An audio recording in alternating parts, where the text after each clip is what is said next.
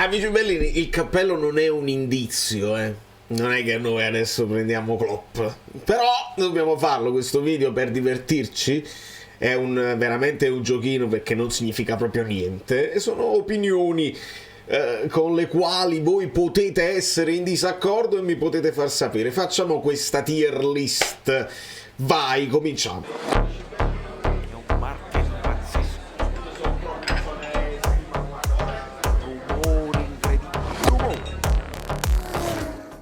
Allora, giriamocelo il cappello perché non mi sembra il caso di parlare, anche perché noi dobbiamo considerare almeno quelli svincolati, se no la lista veramente è quella di Salvini. Gennaro Pariante, benvenuto sul canale, pariamo tutti insieme, iscrivetevi al canale e magari questa può essere una nuova una rubrica, no? Possiamo fare le tier list di tutte le cose, la tier list dei migliori terzini.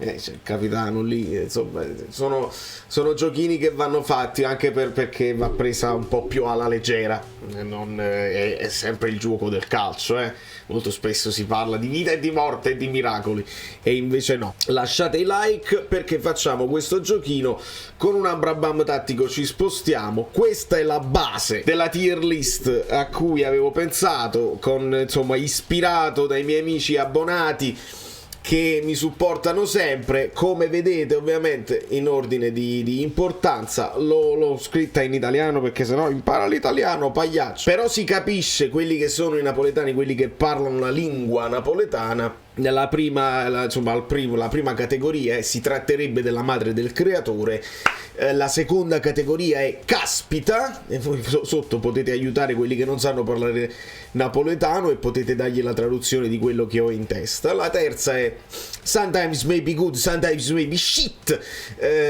ovviamente shit significa lenzuola e quindi il richiamo anche a un nostro ex allenatore. La quarta è il famoso pizzico sulla panza, ce lo facciamo piacere perché alla fine qualsiasi allenatore arriva noi partiremo col supporto. Però c'è l'ultima dove ovviamente neppure i migliori amici dell'uomo, perché proprio andrebbero evitati secondo me certi profili. Sempre, questa è sempre idea mia, non sono poi giudizi assoluti sugli allenatori, faccio il giudizio su quello che è poi l'ambiente Napoli ed insomma ci saranno tante contraddizioni in questo video, ma noi ce la prendiamo così. Allora, tra i miliardi e miliardi di allenatori disponibili, quindi noi per esempio evitiamo già di parlare di Klopp, di Guardiola e Simeone, oltre perché insomma hanno dei contratti pazzeschi e perché sono ancora sotto contratto. Noi pigliamo oggi in esame solamente quelli che sono disponibili, nonostante ovviamente anche il mercato degli allenatori può significare che uno può fare un'offerta, a volte ci sono delle clausole. Adesso si sta parlando della clausola di Italiano perché De Laurentiis dice io l'ho sempre apprezzato e quindi però lo libera la Fiorentina, bisogna comprarselo, se lo deve comprare Giuntoli la Juventus, insomma queste sono varie cose che sappiamo strada facendo, quindi evitiamo questi nomi Klopp eccetera eccetera ed evitiamo anche altri che sono svincolati, come per esempio ex giocatori come Shevchenko, Nesta, Seedorf, De Rossi, ce ne sono parecchi. Poi ci sono minestrine riscaldabili e poi ci sono anche altri allenatori, per esempio c'è Solskjaer, c'è Potter, c'è Gerrard, c'è Vieira, c'è Rudy Garcia, che non considererei, si sono fatti e non si sono fatti, però non sono, secondo me non sono nell'orbita Napoli. Non è detto che questo primo che analizziamo è nell'orbita Napoli, però uno di quelli che ci dicono che è svincolato perché è stato esonerato praticamente è Pirlo.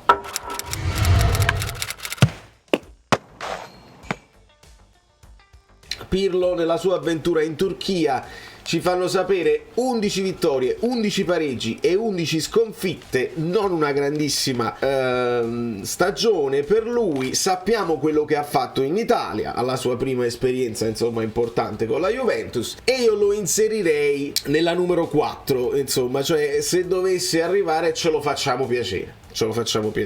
Perché ovviamente è un allenatore molto giovane, è un allenatore che però ce lo facciamo piacere perché il positivo è che ha dei ottimi rapporti con la stampa e conosce gli ambienti, conosce le cose e magari può portare l'entusiasmo. Ve lo ricordate che sono venuto per riportare l'entusiasmo? Sembra molto moggio, però ce lo facciamo piacere, non è proprio i migliori amici dell'uomo, e quindi Pirlo così. Il secondo che prendo in considerazione è un allenatore di cui nessuno fa il nome, perché è un nome che non infiamma le fantasie dei tifosi, che è Luca Gotti. Gotti, quando era all'Udinese, non era nemmeno secondo me troppo male. Io lo metto alla numero 4. Ce lo facciamo piacere, insomma, pizzico sulla mano, perché non è un nome di grido.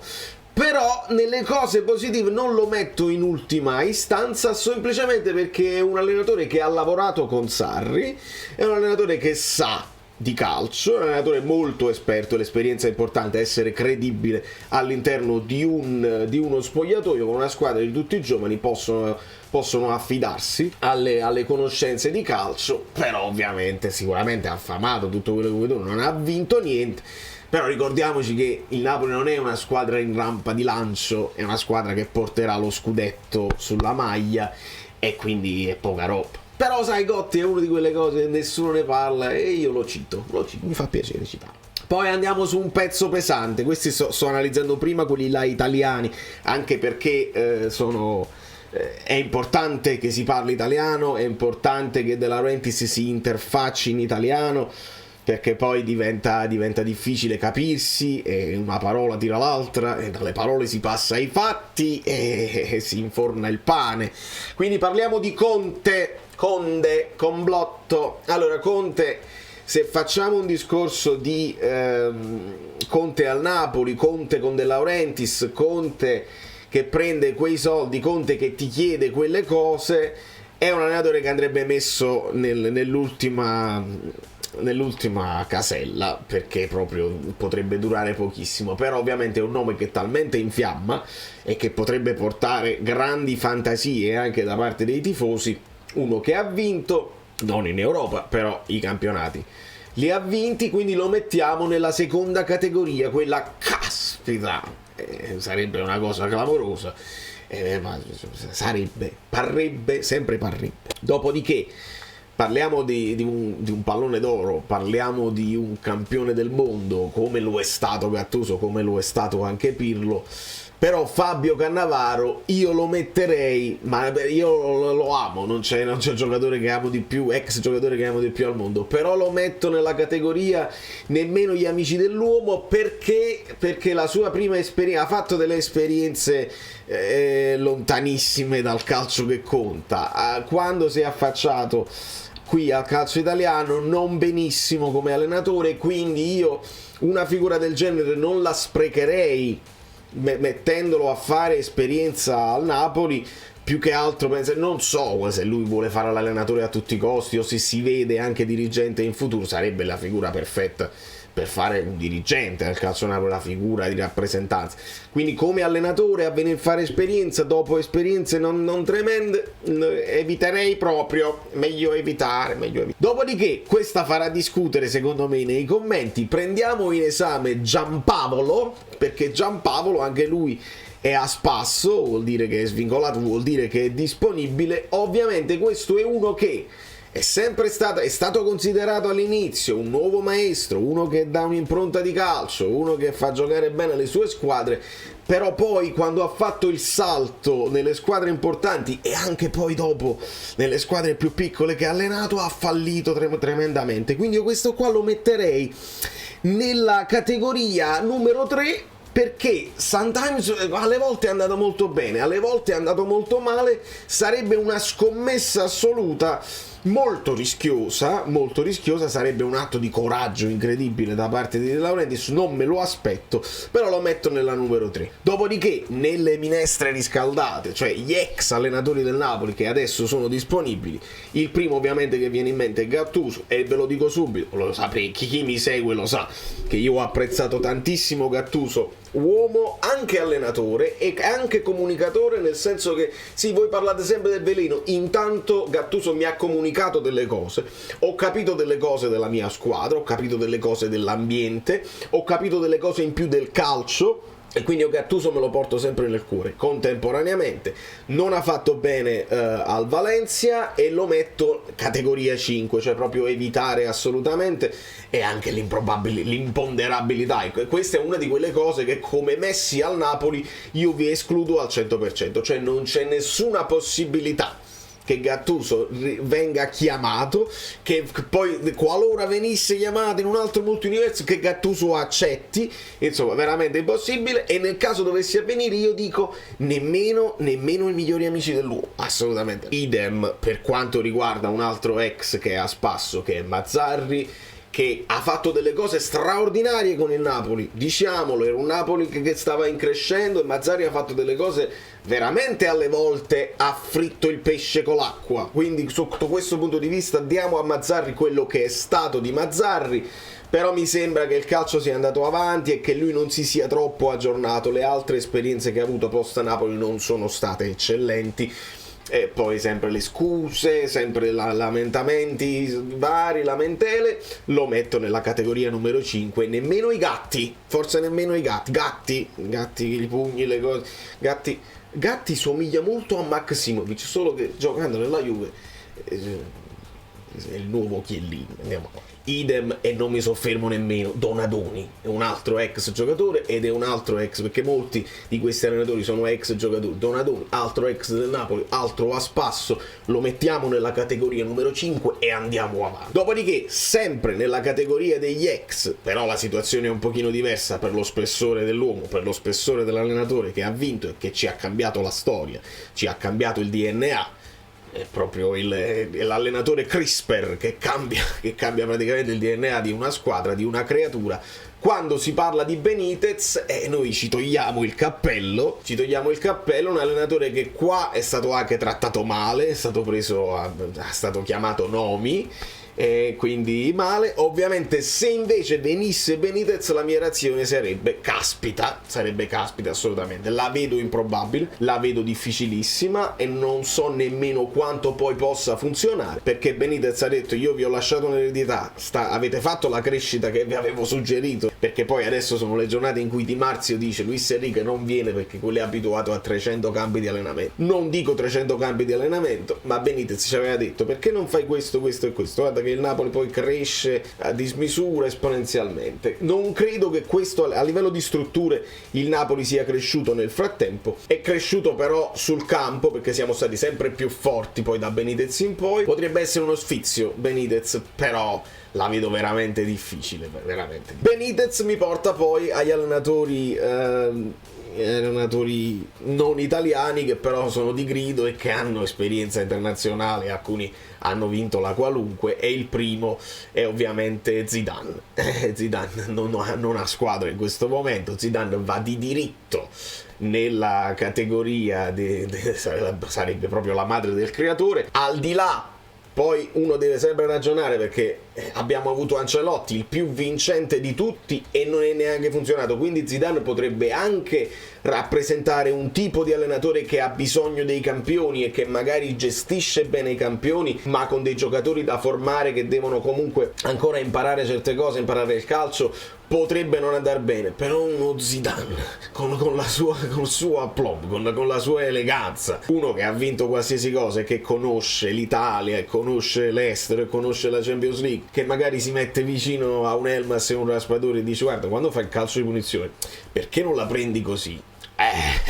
Ne sarebbe proprio la madre del creatore. Contemporaneamente un'altra figura clamorosa che è a spasso è Nagelsmann, ex Bayern di Monaco. Alla sua prima esperienza lui la Bundesliga la vince. Adesso viene fatto fuori discorsi di spogliatoio che non riusciamo ad approfondire, perché anche quelli che ci stanno dentro non sanno tutto. Anche Nagelsmann ci deve spiegare Napoli-Verona. Però un giovanissimo con idee particolari, innovative, lo metto nella categoria numero 2, quasi tra la Madonnina e Federico Salvatore. Lo metto nella numero 2 perché, essendo molto giovane, nonostante lui abbia grandi prospettive, a Napoli se lo potrebbero mangiare. Se non risponde poi in napoletano o in italiano potrebbe essere, quindi non lo metto nella categoria dei superissimi. Comunque sarebbe un Diaz, mamma mia, sarebbe una cosa pazzesca. Quello che poi è il nome che ultimamente ha preso piede e che noi ci pregiamo di aver fatto in tempi non sospetti è quello di Luis Enrique. Ovviamente Luis Enrique rappresenta tutta una serie di cose, anche come uomo, è uno che parla italiano, è uno che in Italia già si è allenato, è uno che nel frattempo ha vinto Champions, ha avuto l'esperienza con la nazionale, sì, sono tanti sì che vanno. Già sento però le parole di qualcuno, il tiki taka tocchi tuki teki taka ta. Io lo metto nella categoria 1 perché è il nome che più mi affascina in questo momento e che potrebbe essere anche plausibile.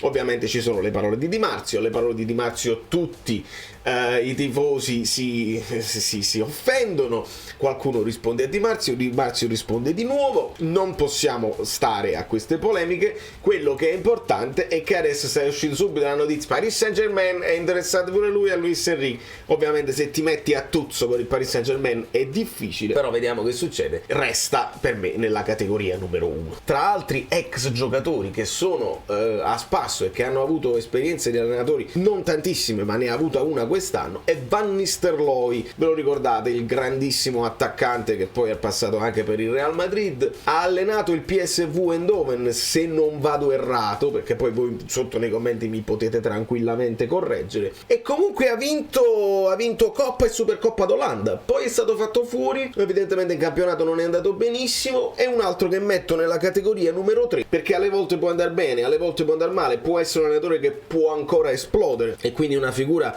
che nel Napoli funzionerebbe se è in fase di esplosione. Ma più che perché non lo conosco a livello di gioco, mi piacerebbe che parli con i vari attaccanti, cioè, quando devi tirare, un po' il discorso anche che si faceva per Zidane. Ex giocatori così forti che sono allenatori freschi. Ve lo ricordate Ancelotti quando faceva vedere che si scartava tutto il Real Madrid qualche anno fa perché era ancora in forma nonostante a 55 anni era ancora un giocatore incredibile? Ecco, gli ex giocatori di gran classe secondo me qualcosa ai giovani che stanno crescendo possono darlo. E quindi ragazzi chiudiamo con 3 nomi bonus che sono ancora sotto contratto, quindi andrebbero poi acquistati o bisognerebbe trovare poi degli accordi con le squadre che detengono il cartellino, o loro si devono dimettere, devono accettare poi le società le dimissioni, non so se ci sono buone uscite. Il primo nome è ovviamente italiano, che noi abbiamo studiato nella partita di ieri. De Laurentiis lo cita, però se lo cita De Laurentiis probabilmente non è la sua idea. Lo metto nella categoria numero 3 perché può andare bene come può andare male, perché sono gli allenatori in crescita che devono fare quel salto di qualità in una piazza molto difficile. Quindi numero 3 per italiano. De Zerbi ovviamente nome sulla bocca di tutti da sempre, da almeno un paio d'anni. Nel frattempo De Zerbi sta crescendo perché ha fatto le sue esperienze europee, anche lui bloccato ma anche contento, bloccato e contento in Premier League, sta facendo delle cose straordinarie. Lo metto nella categoria numero 2 perché caspita, sarebbe un grandissimo colpo. E poi Gasperini, che comunque se ne è parlato tantissimo, qualcuno adesso si rimangia la parola e dice no, ma quando mai quello non è stato mai preso in considerazione, non ci sono stati contatti, e roba di che viene da i vari contatti tra De Laurentiis e Gasperini. Io lo metto nella categoria numero 5, non voglio assolutamente che si avvicini a Napoli nemmeno per sbaglio, per tutta una serie di discorsi che vanno al di là del campo. Il campo poi parla anche perché è un tipo di gioco più distruttivo che costruttivo, e quindi poi a questo ci aggiungiamo tutti i discorsi sull'uomo che non voglio più approfondire ma che conoscete ampiamente. Insomma ragazzi, ce ne sono tantissimi altri e voi mi potete fare i nomi che non ho fatto, ovviamente ce ne sono, c'è un'infinità, la lista di Salvini è infinita e la potete vedere qua, da Frustalupi a Tiago Motta, passando per Dionisi, per Tudor, Zanetti, Mancini, Nicola, Serse Cosmi, lo stesso Paolo Sosa, eccetera eccetera, Mourinho, Galtier, Stankovic, Tuchel, Rudi Garcia ed Emery, ma non possiamo parlarne tutti perché il tempo è tamarro. Il tempo è tamarro, questo deve essere una nuova il nuovo tormentone da New York. Valerio Frude è tutto, abbiamo scherzato, abbiamo pariato, il pariante sta di là. Fatemi sapere la vostra e state tuned perché dobbiamo sapere tutte le novità e mano a mano le sapremo. Voi che ne pensate? sembra una parrucca, ma non è vero, perché vedi cambia. Ah, ma no, che meraviglia, io me li fai. Sono Saverio Asoli. Dobbiamo arrivare a 20.000 iscritti, di cortesia, perché questo è l'anno. Avete lasciato i like. Niente più, dai, basta, sei cringe. Quante cose.